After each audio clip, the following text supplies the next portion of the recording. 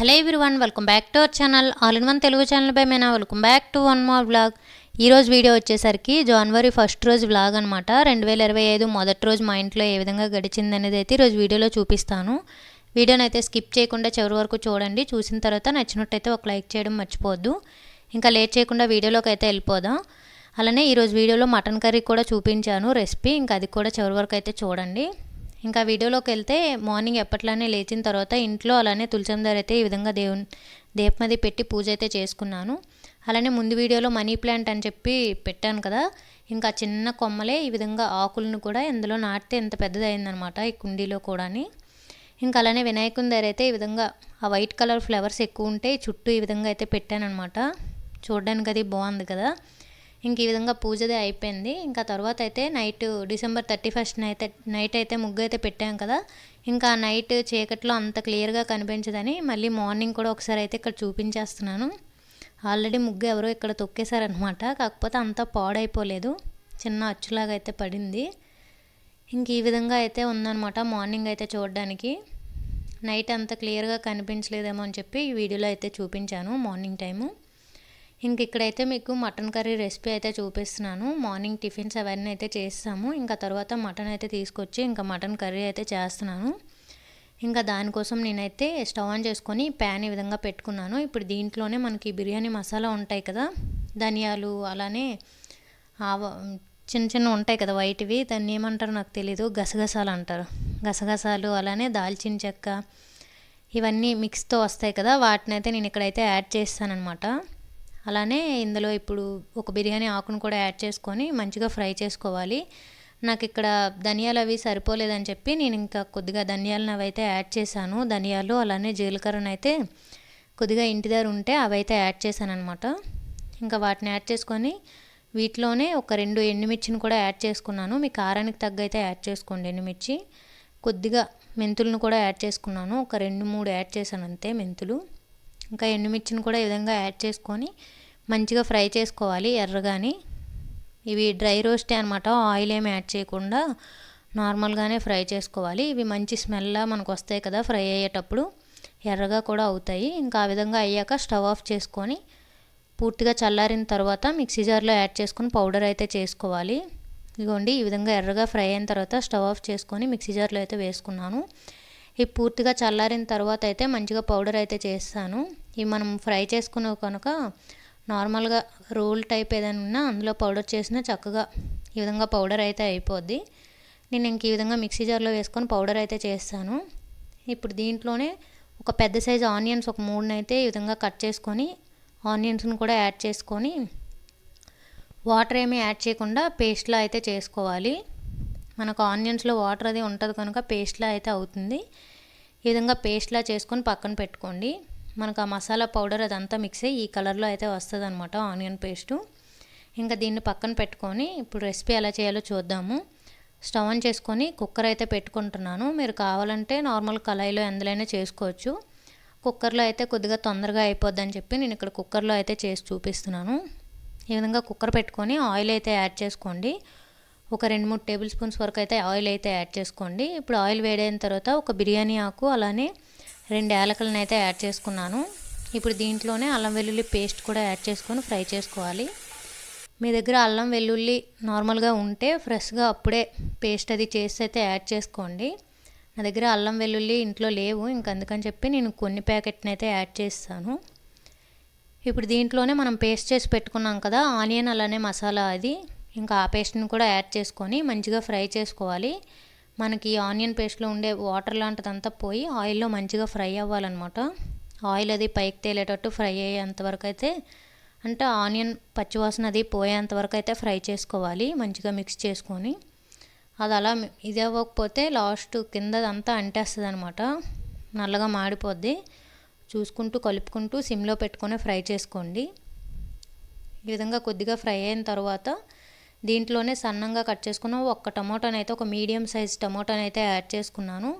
మీరు కావాలంటే టమోటాని యాడ్ చేసుకోవచ్చు, లేదంటే స్కిప్ చేసేయచ్చు టమోటా అయితే. నేను ఇక్కడైతే ఒక్క టమోటా అయితే యాడ్ చేశాను అనమాట, మీడియం సైజ్ది. ఈ విధంగా సన్నంగా కట్ చేసుకొని యాడ్ చేసుకొని కొద్దిగా సాల్ట్ని కూడా యాడ్ చేసుకొని మంచిగా మిక్స్ చేసుకొని మూత పెట్టుకొని ఒక 2 నిమిషాలు అయితే మగ్గనివ్వాలి. టమాటో అదంతా కూడా మంచిగా ఇదైపోవాలన్నమాట, మగ్గిపోవాలి. ఆ విధంగా అయితే మగ్గించుకోండి. నేను ఇక్కడైతే హైలో పెట్టేశాను అనమాట, చూసుకోలేదు. సిమ్లోనే ఉందనుకొని మూత పెట్టేసి అయితే ఉంచేసాను. ఇంకా నాదైతే కిందదంతా కూడా మాడిపోయింది. ఇంకా అది కూడా మీకు ఇక్కడ చూపిస్తాను. ఈ విధంగా వేసేసి మీరైతే సిమ్లోనే పెట్టుకోండి. ఇది మనం మసాలా పేస్ట్ యాడ్ చేసాం కనుక కొద్దిగా మాడిపోవడం అలా అవుతుంది.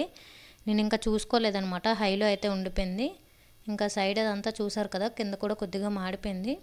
ఈ విధంగా టమాటోలు మంచిగా సాఫ్ట్గా అయ్యాక దాంట్లోనే కొద్దిగా పసుపు, కారాన్ని కూడా యాడ్ చేసుకోండి.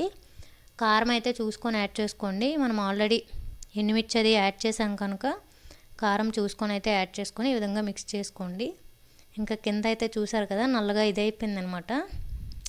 అంత స్మెల్ ఏం రాలేదులేండి, బాగానే ఉండేది మాకైతే తినేటప్పుడు. కాకపోతే మీరైతే సిమ్లోనే పెట్టుకొని అయితే ఫ్రై చేసుకోండి.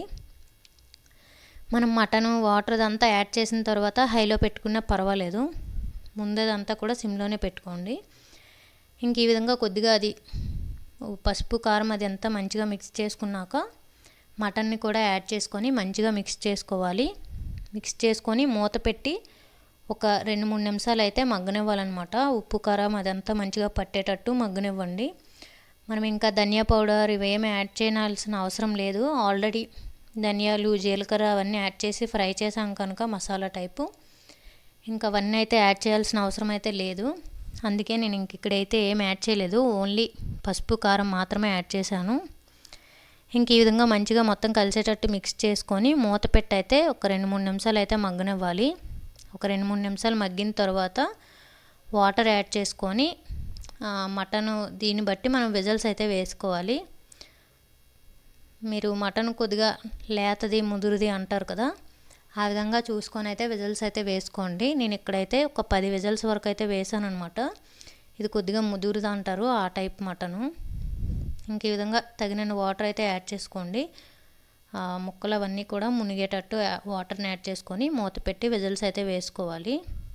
మన గ్రేవీ కూడా ఈ విధంగా చేస్తే మంచిగా థిక్గా అయితే వస్తుంది.